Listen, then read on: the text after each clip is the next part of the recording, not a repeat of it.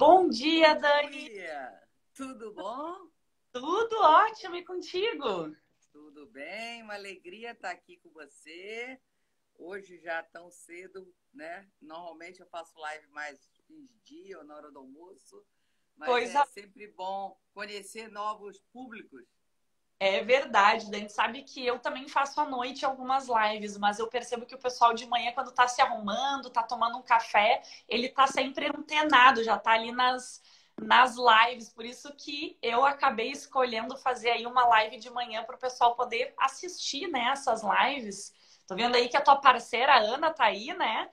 Do planejamento. Ela viu o horário, eu tenho hoje uma noite com ela, aproveito para convidar as pessoas, que é sobre instrumentos no herança digital, no Muito. planejamento e Eu tal, vi é com a, bem com a bacana. Pongé, né? Com a Pongé, é um artigo que a gente escreveu em conjunto e que está publicado no livro que ela coordena com a Lívia Leal sobre herança digital. Que legal, coisa boa. O pessoal tá dizendo que o teu áudio tá baixo. Não sei se é só pro Antônio ou se mais alguém tá com áudio baixo. Não sei se tu consegue tentar aumentar, Ana. Ana não, Dani. Dani, então, eu botei no máximo, se precisar botar uma carga aqui no celular, eu vou botar o fone também, mas é Melhorou. que o celular estava com pouco bateria, aí eu tô dando uma carguinha, mas já já eu passo. Mas tentar falar mais próximo do microfone, então. Não, mas agora eu tô É te que ouvindo. esse aparelho meu tá com defeito. Na verdade, eu perdi um e aí eu Ah, recuperei um de 2 anos atrás, mas é o que tem me salvado. não adianta. Sabe que eu também tive problema no meu celular, mas o pessoal tá dizendo que tá bom. Show de bola. Vamos continuar aqui a nossa aula. Dani, queria primeiramente, né? Incrivelmente a gente se conhece pessoalmente antes de fazer uma live, né? Que loucura, porque nessa questão pandêmica aí é mais comum a gente se conhecer através de lives, mas eu tive a sorte de conhecer a Dani num evento do Ibradim, né, onde falamos aí sobre planejamento sucessório também, falamos sobre a questão do regime de separação total, e adorei conhecer a tia Ana, né, que estava aí também agora de manhã, e marcamos a nossa live, então, para chamar aí o pessoal que trabalha com planejamento sucessório. Fico muito feliz com o teu aceite e eu queria que tu te apresentasse um pouquinho, Dani, falasse um pouco da tua trajetória, de por que tu escolheu aí o planejamento sucessório como um estudo, né? Foi o teu doutorado, se eu não me engano, que foi feito.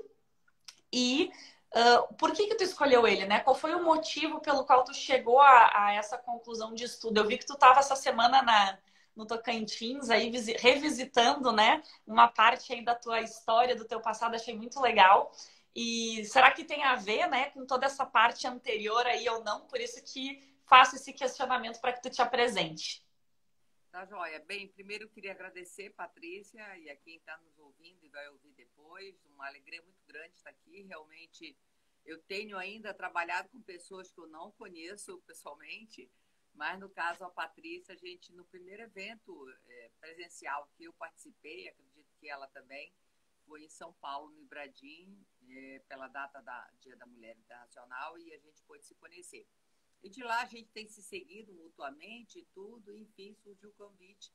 E como eu sempre digo, eu nunca digo não para um convite, realmente só se eu não pudesse, senão a gente agenda, reloca, porque para mim começa um pouco disso. Eu tenho esse objetivo na vida, que é construir um pouco o planejamento sucessório, trazer isso para mais próximo de todos nós, sabe?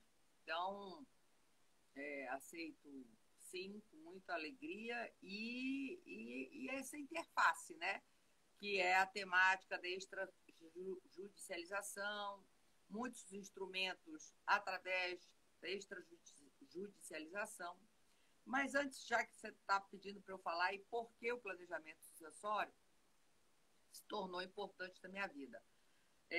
Para quem me acompanha um pouco, né, eu casei aos 16, mas casar eu digo que não aleja ninguém, não. Eu podia ter continuado a estudar. A questão é que eu fui morar no interior do Pará. Nós estamos falando no início da década de 80, em 83. Então não existia essa oportunidade de ensino à distância, isso e aquilo. E aí eu casei, fiquei quase 15 anos casada, 2 filhos e tal, e sem estudar. E eu morria de vergonha ao preencher o papel do hotel, ensino médio incompleto, e isso me dava uma vergonha muito grande. Nem eu imaginava que dava tanto. Tanto que quando eu parei de estudar, quando eu separei, primeira coisa que eu fiz, em agosto, fui atrás de sistemas que eu pudesse tirar. Meu supletivo é de ensino médio. Aí, desde aí, também não parei de estudar. Mas, ao você estudar aos 16 anos, depois de você estudar, um vácuo desse na sua vida, eu fui ser uma boa aluna, uma excelente aluna, né? Você faz aquilo com um prazer muito grande. Eu acho que a maturidade te dá isso. Aquelas aulas que os alunos detestam no início, eu adorava, sabe? Estudos do direito, filosofia, não sei das quantas, sociologia, e eu viajava naquilo. Mas eu tive uma dificuldade. Eu não podia estagiar, eu não tinha tempo. Eu criava 2 filhos sozinha no Rio de Janeiro. Então, ou era uma boa aluna, ou eu ia para o estágio. Então, eu preferi fazer bem feito. E eu disse, depois, os meninos estavam numa idade complicada, adolescentes, aqui no Rio de Janeiro, sem ninguém. Eles tinham que se socializar, fazer amigos. Então, eu tinha que estar com aquela disponibilidade, sabe? Vamos no paintball, aí enchia o carro de pessoas e levava os amigos. Então, eu resolvi me capacitar. Eu falei, gente, formar igual eu, tem um monte igual, eu tenho que fazer um diferencial. E aí é por isso que eu não parei de estudar mesmo, porque eu já emendei em prova da OAB, já emendei em especialização, depois mestrado. Teve um ano que eu fazia simultaneamente uma especialização na PUC, Direito Privado Patrimonial, na PUC aqui do Rio de Janeiro. Eu fazia a especialização na Itália, fazia o mestrado já, o mestrado em Direito Civil pela UERJ. E eu trabalhei desde a faculdade, como eu tinha dificuldade de visualizar muito o patrimonial e o processo, eu não conseguia, já que eu não tive oportunidade de estágios, eu ia mais para o direito material no sentido de doutrina, de jurisprudência, que era o que eu conseguia. Então, eu disse, não, eu tenho que diferenciar, e foi por aí que eu fui dando um upgrade para me tornar diferente. Eu acho que isso permanece, a gente tem que ter uma pegada diferente, né, uma perspectiva da coisa. E aí, apesar de ser muito tema existenciais que eu trabalhei, privacidade, culpa na família ainda, direitos da personalidade, direito de imagem, eu ia muito por essa parte. Foi difícil quando, na pós de direito privado, eu tive que escolher um tema mais patrimonial. E escolhi dentro deles o de seguro, responsabilidade civil, de seguro de pessoa, né? Pelo menos eu ainda peguei uma pessoa ali, eu acho que no... Mas eu quis mudar no doutorado, eu quis ir e realmente o doutorado me tirou o tema patrimonial, me tirou totalmente da zona de conforto. Eu tive que estudar muito, até ser brincando, a gente fazendo a pauta, nós falamos, né? Bem, eu não sou a criadora de planejamento acessório, que isso já existia, mas não tinha livros. O meu livro foi realmente o primeiro nessa área, saindo de uma tese, planejamento acessório, até peguei, é um verdinho, é um amarelinho. Desse é a segunda edição, que está esgotada há mais de 2 anos, e está saindo a terceira. Então, eu não fui a criadora, até porque existia já mais livros sobre planejamento sucessório dessa qualidade, realmente não existia. Eu fui pioneira em alguns artigos, por exemplo, criticar a legítima, eu acho que eu tenho o artigo 2015, se você for ver, eles são todos posteriores a essa data.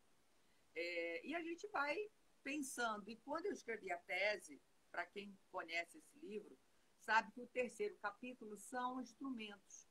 Só que você não tem como só chegar nos instrumentos sem antes fazer toda uma base, explicar o porquê, né? Para mim, se eu não contextualizo, eu não consigo visualizar a necessidade, por que aquilo tem a ver com aquilo e assim por diante. Então, a necessidade aí nesse sentido é muito grande. E aí eu senti falta. Aí o que eu sou, na verdade, é criadora, desenvolvi a marca Arquitetura do Planejamento Sucessório. Esse é o primeiro livro, vermelho, onde eu aumentei a primeira edição, que hoje é considerado o tomo 1, mudei para a segunda edição e onde aumentou 10 artigos. As pessoas às vezes perguntam, tem 10 artigos a mais. E que ele, apesar de estar sem tomo, hoje em dia quem compra tem escrito tomo 1, porque desde que eu criei o tomo 2, eu passei a ele, e aí todos são agora azuis, inclusive o 1 vai sair a terceira edição em azul, e agora esse é o tomo 3, que já tem até a logo da marca, que isso sim, eu fui a criadora, desenvolvi, registrei essa marca, Arquitetura do Planejamento Sucessório, e tenho viajado o Brasil afora, de certa forma, digitalmente, né?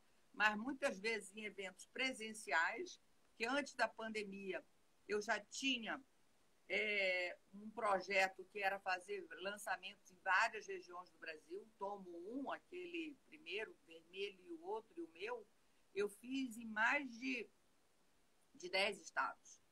Então, de norte de Belém ao Rio Grande do Sul, eu fiz lançamento presencial, físico, onde era possível. Então, eu já trabalhei desde ali dentro dessa área diferente.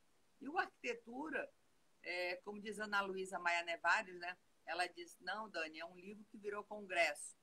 E aí sim, foi virando congresso, foi virando as pautas, a live que eu faço só com autores do livro, né? Arquitetura do Planejamento em Pauta, uma live que eu faço só com os autores de todos eles.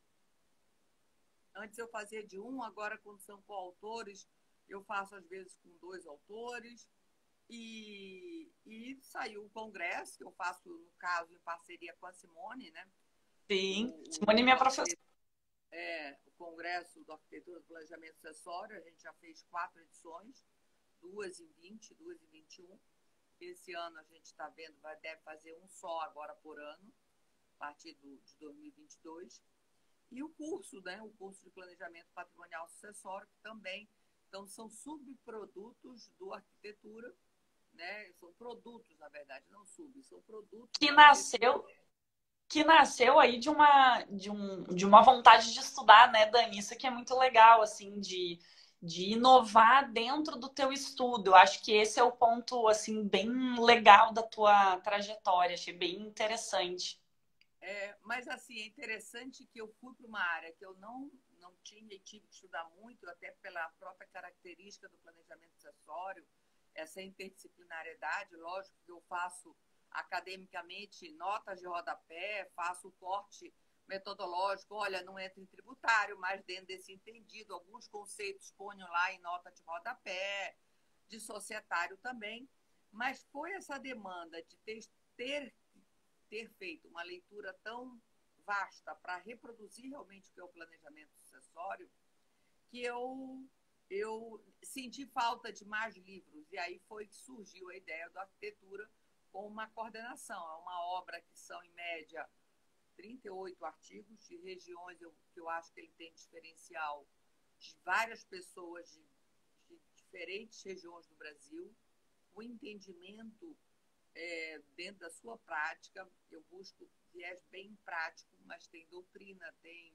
nomes fortíssimos, tem gente muito nova, tem mestrando já escrevendo ali, que dão sangue para estarem participando. Às vezes me pergunto como eu faço a seleção, e aproveito para explicar, é convite, eu que faço os convites ainda, não fiz ainda. Tem uns projetos aí para fazer algum tipo de concurso, um editalzinho, com apresentação e tal, mas tudo demanda mais trabalho e ainda não consegui. Mas as pessoas têm me procurado bastante nesse sentido. Então, vamos entrar aqui na nossa conversa sobre planejamento sucessório propriamente dito, né? Eu queria que tu me dissesse, a partir de todo esse estudo aí que tu fez, o que tu enxerga como planejamento sucessório, né? Até sábado eu fiz o questionamento ali sobre planejamento sucessório, e é muito comum as pessoas confundirem, né? Planejamento sucessório com holding familiar. E aí eu quero que tu me tragas a tua percepção do que é o planejamento sucessório? Olha, eu treino um conceito, lógico, no livro, mas eu explico quando eu estou falando de uma forma muito simples para as pessoas entenderem. Planejamento sucessório é uma organização patrimonial com transmissão de bens visando a sua morte. Por que visando a sua morte? Porque eu vou estar trabalhando aí com a possibilidade da morte. Lógico que o planejamento patrimonial tem muito a ver com o planejamento sucessório. Eu posso, quanto mais cedo eu começar, mais opções de instrumentos eu terei para fazer uma estratégia. Então, na verdade, é isso, uma organização patrimonial com transmissão de bens visando a sua morte. Agora, eu preciso de estratégias, né? Eu preciso de fazer... Então, as pessoas têm alguns mitos que as pessoas precisam desconstruir em relação a isso. E não tem como falar um pouquinho sem abordar, já que você levantou a bola sobre um deles que é holding familiar, né? É holding rural, é holding, né? Ah, planejamento sucessório é holding. Bem, eu até fui atrás, por que tem essa associação? E a gente sempre consegue identificar. Porque, primeiro, não é, né, respondendo, não é sinônimo. Holding é só um dos instrumentos possíveis em um planejamento sucessório, tá? Também, por que isso ocorreu? Bem, aí eu vou ter que explicar um pouco, além disso, o que é planejamento. Como eu disse, é esse conceito, só que eu sempre pergunto, mas por que fazer planejamento? Né? Por que as pessoas precisam buscar? Por que isso se tornou a ordem do dia no Brasil? Por que é um nicho tão grande para advogados estarem trabalhando com isso? Exatamente pela rigidez que está o nosso direito sucessório. Nosso direito das sucessões, ele está em descompasso com as demandas da atualidade, da sociedade. Ou seja, com as demandas das transformações que ocorreram nessa sociedade. Se você estudar qualquer direito das sucessões, você vê qualquer manual traz dois pilares, ou seja, família e propriedade. Tanto que eles falam propriedade. E a gente vai ver um pouco essa família. Eu estou falando de uma família totalmente diferente daquela família do início do século, ou mesmo que era o perfil do Código 16 de 2002, porque o grande transformador em direito de família foi a Constituição, né? E não propriamente o Código Civil. Ele que trouxe as grandes transformações que eu chamo, no sentido de várias entidades familiares, igualdade entre os filhos, igualdade entre os cônjuges, né? Tirando essa hierarquia que existe, né? Nem o casamento é hierarquicamente mais importante que a união estável que veio ser legalizada e assim por diante. O direito sempre corre atrás da sociedade, né? A gente tenta correr dentro dos fatos que a gente tem.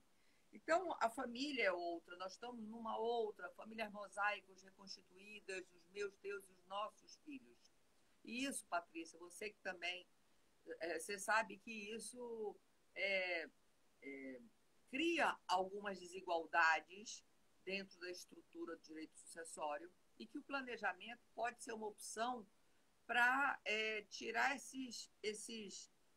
essas situações desproporcionais que o próprio código possibilita, né? Vamos falar, igualdade entre os filhos. Hoje em dia, com a formação das famílias, eu posso ter muito bem um filho de 35 anos, já inserido no mercado, né?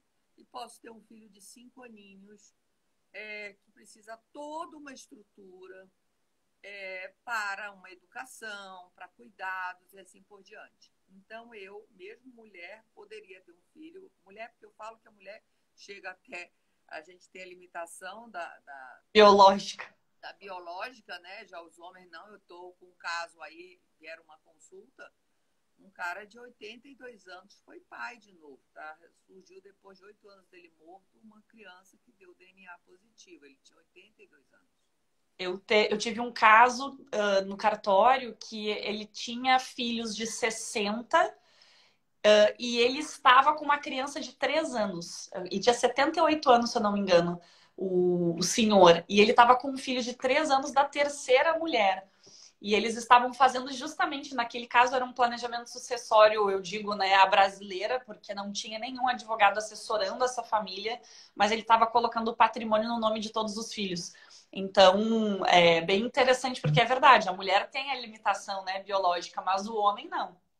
Não, e aí com isso, a igualdade está certo, dentro da legítima, mas será que esse filho menor não precisaria de uma renda diferente para poder cumprir com as suas atividades, né? A educação, as obrigações mínimas de educação, obrigações e deveres dos pais? Então, que forma, que instrumentos eu posso estar utilizando para garantir isso para um filho menor e tal, né? Agora, já falando em menor, não tem como linkar. Então, assim, na verdade, eu até só para complementar, as famílias são outras, então isso deu uma desestruturada. E o outro grande pilar, que eu chamo de propriedade, eu chamo não, aí sim, são o direito, os grandes clássicos aí trazem, é a propriedade, até porque até uns 70 anos atrás, que isso é ontem, se a gente parar e pensar,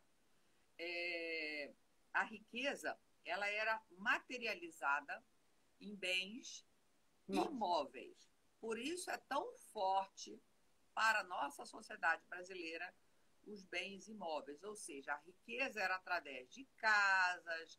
Olha lá São Paulo, Avenida Paulista, a riqueza dos casarões, das casas, eram vilas, eram cortiços, eram explorações que sejam de locações, depois vai mudando, sítios, granjas, fazendas, loteamentos, aí questões imobiliárias, construções de prédios, mas a riqueza era em bens imóveis. Quando muitas essas famílias tinham carro, né? Então não existia. Então até outros tipos de bens, aviões, barcos, que compõem hoje em dia o patrimônio móveis das pessoas, a questão dos semoventes, dentro de algumas áreas isso é muito importante, extrator, maquinários, propriedades acabam tendo valores mais altos, maquinários aí, do que um apartamento, dependendo da cidade. Com Então, certeza. isso é um patrimônio que tem que ser olhado, dependendo do viés, né? E aí, em função disso tudo, veio a transformação dos bens imóveis para os bens móveis, né? E para os bens digitais, né? Que é a temática até hoje da live da gente, por exemplo, né? A gente tem um canal que vai ficando esse material nosso, acessível e tudo, mas é material que está aí, está na internet, está eternizado. Eu vou dizer que aqui é casa de ferreiro espeto de pau, Dani, porque eu nunca pensei ainda, não entrou na minha cabeça pensar sobre a minha herança digital para quem ficará. Essa aí tá ótima. Vou ter que assistir a aula das 19 horas de hoje, porque eu, Patrícia, com tudo que eu tenho de conteúdo online, não pensei ainda. E a gente pensa, não é só quem faz conteúdo, não, tá, gente? Todo mundo tem um celular. E todo mundo, para quem você quer que fique, os dados estão no seu celular, as senhas acessíveis a isso, e assim por diante. Bem, em função dessas dois pilares que desestruturaram, né? É, aí começa um pouco. E, além disso, outros países, isso é importante dizer, essas transformações ocorreram no Brasil, mas as transformações socioeconômicas que fazem a gente buscar um planejamento, isso é do mundo ocidental, tá? Do mundo, eu vou fazer um recorte em relação ao mundo ocidental. Não é só que ocorreu aqui no Brasil isso. Mas qual é o nosso mundo hoje? No mínimo, um mundo globalizado, tecnológico, né? Fluido, até fala na pós-modernidade, até estado gasoso, porque a fluidez não é como se te retesse de alguma forma. E o coronavírus, eu acho que também veio um pouco dar isso, o Covid, mostrar que não tem barreiras, né? E o imediatismo, o consumismo, esse é o perfil do nosso mundo, tá? Sem nada a ver com direito. São as transformações socioeconômicas. Só que isso vem refletir na nossa forma de viver. E aí você pegar um direito das sucessões, propriamente dito, só ele, sozinho, nós temos três instrumentos, que é o testamento, que é o fideicomisso e o codicilo. O codicilo, você bem sabe que é um dos poucos países que se faz, ainda tem esse instituto, é o codicilo. Apesar que eu estou buscando, eu tenho já 2 artigos sobre codicilo, dando uma nova potencialidade ao codicilo, inclusive para essas questões digitais. Eu acho que essas questões de senha, de acesso, ele pode ser um ótimo instrumento. Tem o fideicomisso, que era uma triangulação, né? Chamavam de mini-trust, de certa forma, e não é só pela triangulação, até porque tem peculiaridades bem diferentes, mas resolveria muito no caso aí das crianças. Eu poderia... você resolve isso de outra forma hoje? Resolvemos. Mas o fideicomisso com certeza viria enriquecer. Infelizmente, ele está a prole eventual desde 2002 para cá, então não podemos. Estamos restritos ao testamento. E eu já faço gancho para a gente exercer mais o testamento. E aí, lógico, eu às vezes faço em 2 momentos. Primeiro, um testamento particular, de início ainda, para dar uma segurança àquele cliente que às vezes te demanda por algum assunto muito importante, vai fazer uma cirurgia, vai fazer um tratamento e ainda não deu para colher todas as informações, todos os dados, mas depois eu oriento fazer um testamento público. Muitas pessoas também, Patrícia, me perguntam, o testamento público tem diferença? Eu falo que eles não têm hierarquia, gente. Testamentos, eles têm a mesma valia. Tem um testamento cerrado, que esse eu conheço de uma tia-avó minha, né? Mas a gente sabe que não se utiliza, então é entre particular e público. Um tem um custo maior do que o outro, mas em relação à segurança jurídica, eu acho o testamento público bem mais indicado. E aí eu oriento, mas às vezes utilizo o particular para aquela questão, para deixar aquele paciente é ótimo, quase são às vezes, aquele cliente um pouco mais tranquilizado enquanto se avalia todo, porque outro mito é perguntar se planejamento tem fórmula, né? Tem fórmula para o planejamento sucessório. E só complementando, então, o que ocorreu? As pessoas perguntam, mas Daniele, o planejamento é holding? Não é só pessoas ricas, é para todos nós que compomos a sociedade? São algumas perguntas frequentes. Mas só para complementar, o que acontece é que o direito societário ele saiu na frente para atender essas demandas da sociedade. Ou seja, ele veio trazendo um instrumento que podia organizar essa sucessão com maior liberdade do que o próprio direito sucessório. Só que muitas pessoas que estão fazendo holding acham isso é um modismo. A Simone tem artigos maravilhosos sobre isso, no artigo, no tomo 1, tomo 2, tomo 3, em coautoria com tributarista, com societário. Ela trabalha muito bem isso. Pode ser que seja o melhor instrumento para você, pode ser que não seja. E não tem fórmula pronta. É até o que o Daniel Bucar nos diz, é a customização do planejamento sucessório, ou seja, cada família, porque tem 3 variáveis pelo menos. Cada família é constituída de uma forma, cada família tem um patrimônio seu, peculiar, e cada planejamento tem a vontade desse titular desse patrimônio, ou seja, desse planejador, e muitas vezes envolvendo também as vontades dessa família para o bem do patrimônio familiar e assim por diante. Então, além de que a lei pode mudar, né? Alterando a lei, como em 2002 tornou o cônjuge herdeiro necessário, tem um projeto para voltar a deixar de ser herdeiro necessário, e essa é uma outra peculiaridade do planejamento. Ele tem que ser revisto com alguma frequência. Então, só explicando por que muitas pessoas acham que planejamento sucessório é holding, não, ela é só um dos instrumentos, não pode entrar em modismo. Muitas pessoas já chegam com você, você faz holding, e algumas coisas, dados e informações são necessárias para ver se o seu caso é construir uma holding ou não. Você sabe que eu tenho, ainda um cliente de um planejamento sucessório, a qual um dos herdeiros, ele embestou, né? Eu digo que ele embestou que ele quer uma holding familiar. A holding é a resolução dos problemas. Eu falei, gente, não é. O caso de vocês não se aplica à holding. Até poderia se aplicar se os imóveis estivessem regularizados, mas eles não estão. Então, além de planejamento sucessório, tem um planejamento patrimonial, uma regularização que antecede. E isso pode onerar uma das pessoas, que é o patriarca, né, ou a matriarca, de uma forma excepcional, pensando aí numa holding. E ele não estava satisfeito, contratei então um grande tributarista para conversar com todos, né, e sentamos e trouxemos a realidade. E ele falou, não, se vocês fizerem planejamento sucessório, vocês vão gastar X mil reais para fazer o planejamento na holding e, consequentemente, não vai suprir o que vocês querem. Porque ainda existem problemas de regularização que antecedem a situação do nome em propriedade, né, do patriarca. Então, tudo isso tem que ser refletido na hora que vai ser ofertado. Esse cliente chegou pedindo a holding. Então, hoje nós estamos na parte de regularização dos imóveis que está custando muito para o cliente. E o cliente não está gostando. Ele não era mais fácil fazer a holding? Não, não tenho como fazer a holding em nome de terceiro.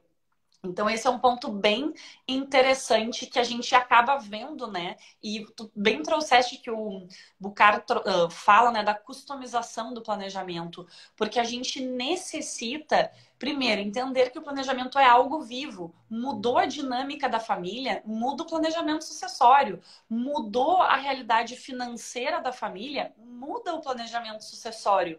Eu não posso imaginar que uma família vai ficar 100% bem até o momento em que o patriarca vier a óbito. Ela pode ter problemas financeiros, ela pode alterar drasticamente o patrimônio existente.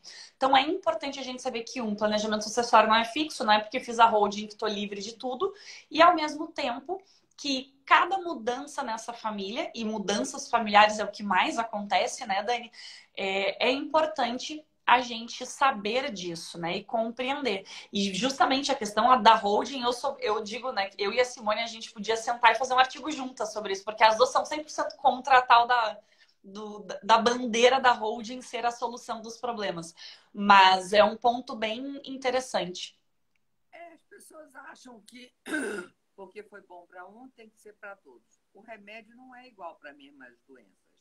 E as demandas de cada pessoa vai ter um sintoma, entendeu? Então, eu não posso utilizar como regra. Aí as pessoas perguntam, mas tem fórmula, como eu disse? Não, não tem fórmula. Mas tem uma etapa que não existe planejamento sem essa etapa. Que uma é a qualificação da pessoa, ou seja, eu faço uma qualificação objetiva e subjetiva. Depois eu faço uma avaliação desse patrimônio. Não é só ordem de grandeza, eu preciso saber como ele está constituído. Então, é um levantamento do patrimônio de uma forma quantitativa e qualitativa. E eu também busco a vontade desse titular, mas com limites, né? Com limites legais, respeitando sempre a legítima, a meação, a lei em geral, né? E também é o que eu chamo até de própria função do direito das sucessões, ou seja, eu não posso ter uma vontade só porque é minha vontade, eu quero enclausular sem botar justa causa na legítima, né? Eu enclausulo a legítima sem botar justa causa. Eu posso também utilizar de uma forma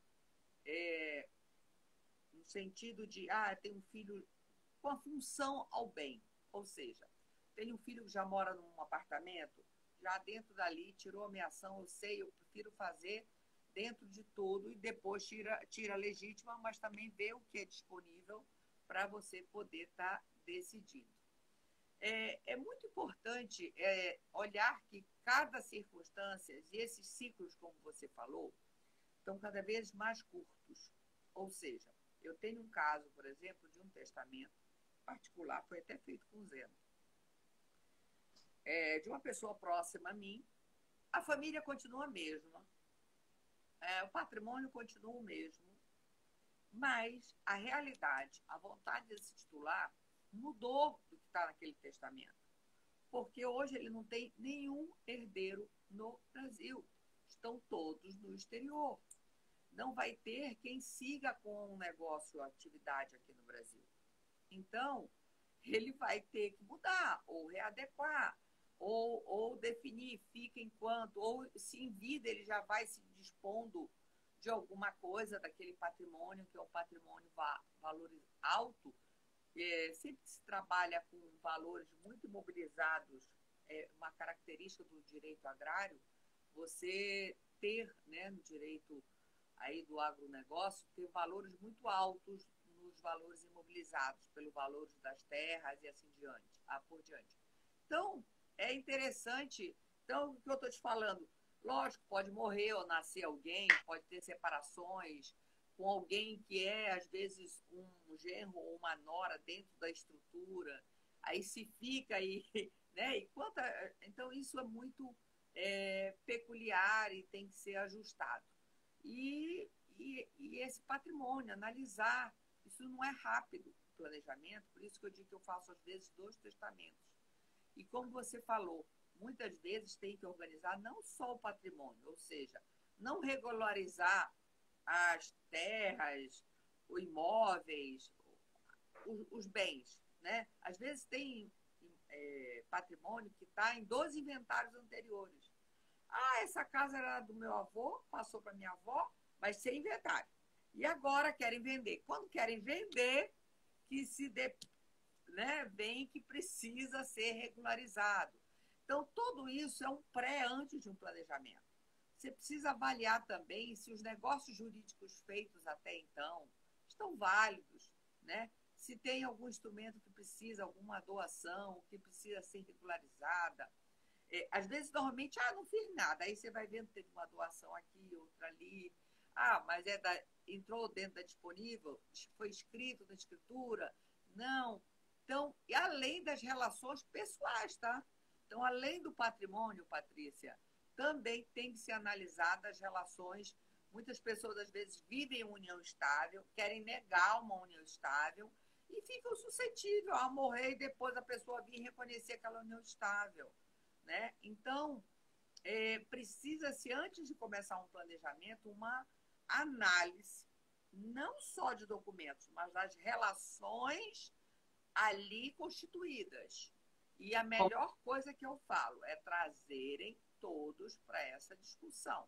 Ou seja, lógico que a vontade é do planejador, mas quando se vai buscar outros instrumentos mais sofisticados, você não pode deixar aquilo correr o risco de ser judicializado no futuro, que é tudo que eu não quero em um planejamento. Eu vou ter o quê? Que compartilhar, fazer às vezes ali um acordo entre todos os familiares, tem valia, dependendo de algum... mas sempre vai ser um documento, todos concordando, cientes, maiores, capazes, né? Então, é muito importante toda essa análise. É importante. Planejamento. É importante também, Dani, que a gente saiba que esse atendimento multidisciplinar ele vai ter que ser feito pelo advogado. Claro que existirão conversas em que o advogado não estará presente entre a família, mas a maior parte da discussão e alinhamento vai vir do advogado. Então, ele tem que ter um conhecimento multidisciplinar também. Ele tem que compreender a realidade daquela família, ele tem que conhecer a realidade da família, conhecer a realidade patrimonial, conhecer essa realidade com afinco. E é muito comum os clientes também não quererem colocar toda a sua vida ali, né? Tem cliente que só quer fazer o planejamento, mas ele não quer informar toda a situação. E a partir do momento que você não sabe tudo que está acontecendo, você não consegue dar uma assessoria para um planejamento sucessório adequado, levando aí uma possível judicialização do caso, se você não tiver o conhecimento do todo, né? Então, esse é um ponto bem importante. Eu falo, acho que tem um videozinho aí que eu falo o momento de dizer não a um planejamento. Eu acho que esse é um deles, tá, Patrícia? Porque se eu não tenho todas... Lógico que a forma que eu utilizo é quando o cliente já chega propondo ou sem esse nome, mas quando eu vejo, um dia desse eu falei isso até para uma conhecida, que eu vi uma relação jurídica sendo feita de uma forma... Eu falei, mas isso é fraude. Não, que nome pesado, uma pessoa de boa fé e tal, mas enfim, Eu falei, mas está errado. Isso é fraude. Mas esse é mais clássico, tá? Fácil a gente dizer. Mas por que eu digo que é hora, às vezes, dizer um não, Patrícia, aí a uma pessoa que não quer passar todos os dados? Porque depois vai estourar e vão dizer, fiz planejamento com a Daniele. Ou chega e senta e fala. Lógico que eu concordo que, às vezes, não envolvam todos os filhos. Primeiro, eu estou num planejamento que eu estou avaliando toda a situação. E eu vejo que ele não quer. E aí tem situações e situações, tem estados e estados. Tem estados que se incentiva a fazer doação em vida, com uma diferença de 100%. O estado do Pará, por exemplo, é 2% em vida e 4% morte de causa. Aqui também. Hein? Aqui é 3 a 4% em vida e 3 a 6% na morte. Tem estados que fazem você buscar. Agora, doar tudo. Eu posso dar uma dica aqui, que eu sempre falo para as pessoas. Então, isso fica tanto para os advogados, não assumam o planejamento. Tá fazendo uma doação, tá? É uma doação, tá? Eu vou lá, faço, que é um instrumento tal, tá? Mas isso não é planejamento, tá, gente? Planejamento, eu preciso ter uma análise geral de todo o patrimônio. Então, eu não posso estar dizendo que é isso. Lógico que todos esses micros instrumentos vão estar consolidando esse planejamento. Mas para eu chegar com uma estratégia, Daniela, o que você me indica? Quais os instrumentos? Lógico que alguns pacientes chegam com algumas demandas, a gente tem que explicar juridicamente os efeitos. Todo instrumento tem coisa boa e negativa, os lados positivos, os lados negativos. Olha aí, dentro do nosso tema de hoje, o inventário extrajudicial. É lógico que eu posso trabalhar o máximo possível de inventário extrajudicial. Hoje a gente ainda tem algumas limitações. Limitações essas que já vem lei aí, né, Patrícia? Falando de se trabalhar também com menores, que sempre foi um impedimento. Nós temos ciente hoje 4 decisões já no sentido de ter inventário extrajudicial. Até posso passar depois para a Patrícia, ela já deve ter essas decisões. São 4 que a gente tem no Brasil, possibilitando fazer um inventário extrajudicial. Você desafoga o próprio judiciário, então isso é bom para o próprio sistema. É mais rápido, tempo é dinheiro, gente. Então, um dos impedimentos era menores e um outro não chegava a ser um impedimento que, pelo entendimento da súmula não, do STJ, já é possível, você vê muita jurisprudência no sentido, mas não tinha lei, que mesmo o testamento público você pode fazer extrajudicial, né? Então, as pessoas, sim, como assim? Pode? Pode. Tem que fazer a abertura, o registro do testamento e pode até levar para outro estado. Mas Ponto importante, né, Dani? A questão do registro do testamento. As pessoas confundem que com o testamento eu posso fazer no extrajudicial e não querem nem registrar o testamento. E esta parte do registro do testamento ainda não foi excluída do CPC. Então, a gente não pode evitar o devido registro do testamento em juízo, mas que é um procedimento rápido. E enquanto isso, você já pode estar encaminhando o inventário no extrajudicial, ou seja... Enquanto você está providenciando a documentação, isso e aquilo, porque a ação de registro é uma ação simples, até está colhendo ali os outros dados, que para esse precisa do testamento, certidão de óbito, as partes, os documentos herdeiros e uma petição de forma simples ali para abertura do testamento. Então, é um judicial que você tem que ir de qualquer forma, mas tem hoje em dia já muita decisão e STJ falando que basta a autorização do juiz ou o registro da ação, que são fundamentos para você poder escolher. Porque a outra desvantagem do extrajudicial, assim, que eu vejo, às vezes, é o aumento do imposto, né?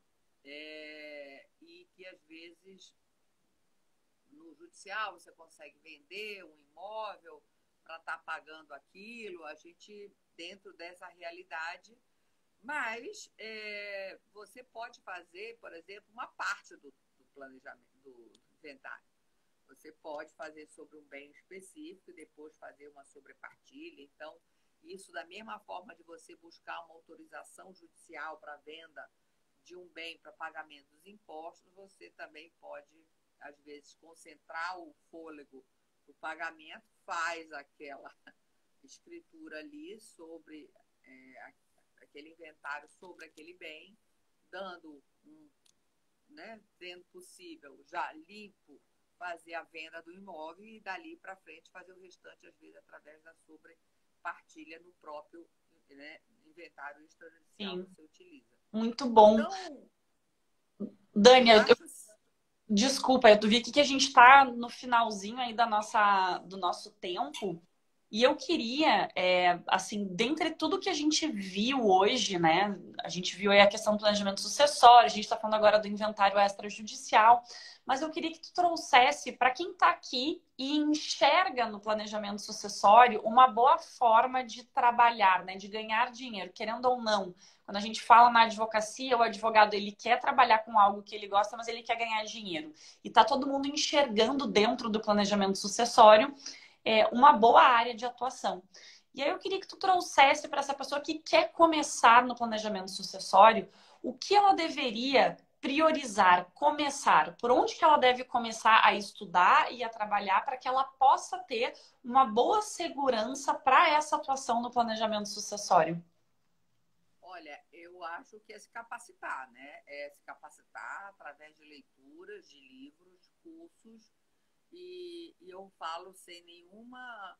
Tem várias coisas na internet hoje em dia, você tem que estar selecionando, sempre teve coisa boa, coisa ruim, muita coisa sendo comercializada, mas eu digo, se a pessoa quer, e como eu até falei, que é um nicho muito grande, e utiliza e tem muito a ver, gente, o que nós estamos falando com a advocacia extrajudicial, que quem conhece, ele vai visualizar ali uma área de atuação para ele com muito mais conhecimento, trazendo segurança para o cliente do que você está saindo anos-luz no sentido do antigo, sabe? De você estar de mãos atadas no judiciário, muitas vezes. Eu sei que quem é processo adora e tal, mas não dá. A vida tem que ser mais ágil, mais completa. Então, eu acho que capacitar, aí sem nenhuma falsa modéstia, eu indico os livros da arquitetura, que são lives, tem materiais constituídos também, muito material no meu canal de YouTube. É sim fazer um bom curso para trazer essa segurança, mesmo quem já advogue, porque nós desenvolvemos essa metodologia que possibilita. E vários instrumentos que você vai usar no planejamento sucessório pode ser pelo extrajudicial, desde pactos de regimes de casamento. Começa daí, gente, porque a gente tem que organizar as pessoas antes de chegar no patrimônio, E né? bobear Aí o tem namoro, né, Dani? os pactos de regimes de bens, pactos constitucionais, tem, seja contratos de namoro ou não, mas que tipo de documento você vai fazer. Se você vai, os testamentos, como eu disse, são importantíssimos, também pelo cartório. Você também fazer a questão, às vezes, por exemplo, você tem a partilha em vida, que é um instrumento, para um público mais específico, mas também é um instrumento ali, né? Doações que são feitas também através de escrituras. Então, tem várias partes do planejamento que eu vou estar tendo, e por isso que esse diálogo entre o direito notarial e o direito e o planejamento sucessório é uma das áreas. Eu tenho que ter, e quanto mais conhecimento nessa área, mais eu posso oferecer serviços ao meu cliente, porque eu já sei como aquilo operacionaliza, o que é necessário. Lembrando também que essa questão tributária tem a vantagem de você, no extrajudicial, você fazer o inventário, não precisa ser no domicílio da pessoa, como judicial. Isso te dá uma maleabilidade de opções, de áreas para onde você pode vir exercer aquilo, instalar seu inventário. Gente, o inventário é o que vai ocorrer é que a natureza do próprio terreno dos bens imóveis vai puxar a natureza do imposto. do ITCMD. Mas você vai, paga o imposto ali naquele estado, vem com a guiazinha paga e anexa e faz a sua ali, sua partilha, sobre partilha, enfim, termina ali todo o seu inventário. Eu tenho um case recente que em 11 meses eu acabei um inventário extrajudicial com patrimônio em 3 estados. Só não foi mais rápido porque um dos estados me gastou acho que 8 meses para liberar a guia para pagar os impostos. Né? Infelizmente, ainda tem alguns estados bem demorados, né, em avaliação de TCMD. Essa é uma realidade que a gente fala que você pode lavrar um inventário em uma semana, até pode, mas depende muito do seu estado. São Paulo é um que avalia na hora, Santa Catarina também. Agora, fora isso, a maior parte dos estados leva mais de 30 dias para avaliar um patrimônio. Mas eu estou te falando que isso foi em plena pandemia, então eles estavam ainda... Mas isso é recorde, 11 meses em 3 estados, dependendo de 3 naturezas, patrimônio fica complicado. Mas muito legal. Foi um sucesso, um case aí de sucesso. Mas então, o direito notarial tem tudo a ver, porque eu vou precisar de um ótimo diálogo para estar trabalhando, para trazer essa agilidade que é necessária. Então, mais um sinônimo de planejamento sucessório é trazer, simplificar esse inventário, trazendo maior segurança jurídica através das relações estando muito claras. Então, por isso que... E é assim, gente, é uma área que tem só a demandar, porque pouquíssimas das pessoas se organizaram. Lógico que a pandemia trouxe essa realidade mais para dentro de nossas casas, mas ainda tem muita área a ser solidificada e plantada nesse sentido. Verdade. Dani, queria te agradecer imensamente o aceite aí do convite. Eu vi que a Laís perguntou que ela perdeu a parte da arquitetura. A arquitetura do planejamento sucessório são os livros que a Dani escreve. Iniciou com os livros, já está em curso, tem congressos. Então, na verdade, é a marca da Dani. Tem aí toda uma área de atuação. Fica o convite para conhecerem. Eu tenho um dos livros da Dani, tenho que adquirir os outros. Mas... quero agradecer imensamente, Dani, tua presença aqui e toda essa tua trajetória e conhecimento dentro do planejamento sucessório. Com certeza saio daqui com muitos aprendizados. Aprendi junto com a plateia, fico muito feliz. E não sei se você quer trazer alguma fala. Eu queria mostrar como é presente o assunto que no tomo 3, que é esse mais recente, a gente tem um artigo extrajudicialização do inventário. Tem um tema que é até da Karen, daí tua conterrânea, do ganho de capital na sucessão. E tem também um de testamento, estou tentando ver se eu localizo. Da Rita, do 7º tabelionato. Exato. Estou procurando. Eu acho que é testamento digital. Isso. Eletrônico, alguma coisa nesse sentido. Testamento digital com ela, no ano de 2020. Na verdade, eu a instiguei a fazer aí o testamento pelo e-notariado por uma questão de saúde, né? Estávamos no auge da pandemia e foi muito legal. Eu fico bem feliz que ela tenha feito aí esse artigo com essa temática. Testamento digital a Rita Berry Rocha. O provimento número 100, 2020, do Conselho Nacional de Justiça, nova era tecnológica nos tabelionatos brasileiros. Então, assim, para mostrar que o tema de 6 ou 8 artigos, 3 sobre aí essa questão importante serem analisadas e para mostrar como estão caminhando junto. E aproveito aí de público para a gente conversar aí sobre um convite aí, quem sabe dá certo.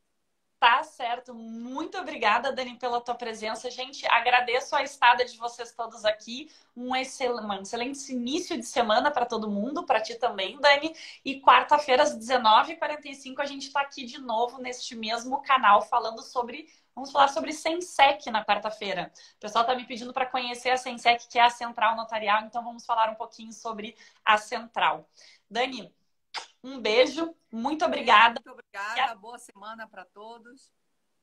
Até mais, Dani. Até mais.